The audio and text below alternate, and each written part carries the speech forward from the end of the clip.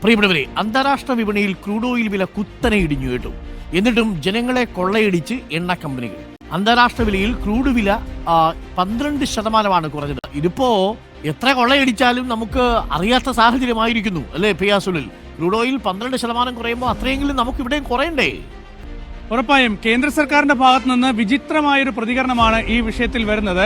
അതായത് ഇങ്ങനെ അന്താരാഷ്ട്ര വിപണിയിൽ അസംസ്കൃത എണ്ണവില കുറയുന്നത് രാജ്യത്ത് ധനക്കമ്മി കുറയ്ക്കാൻ സഹായിക്കും, വിലക്കയറ്റം കുറയ്ക്കാൻ സഹായിക്കും എന്നൊക്കെയാണ്. അപ്പോൾ ജനങ്ങളുടെ പോക്കറ്റ് കൊള്ളയടിച്ചിട്ട് വേണം ഇവർക്ക് ധനക്കമ്മി കുറയ്ക്കാനും അല്ലെങ്കിൽ ഈ ഒരു വിലക്കയറ്റം കുറയ്ക്കാനും ഒക്കെയാണ് എന്നതാണ് ഏറ്റവും വിചിത്രമായൊരു കാര്യം. ഏതായാലും വിചിത്രമായ മറുപടി തന്നെയാണ് കേന്ദ്ര സർക്കാർ വക്താക്കളൊക്കെ തന്നെ നൽകുന്നത്. ഏതായാലും അരുൺ, നമുക്കറിയാം $67 ഇപ്പോൾ ഒരു ബാരലിന് അസംസ്കൃത എണ്ണ.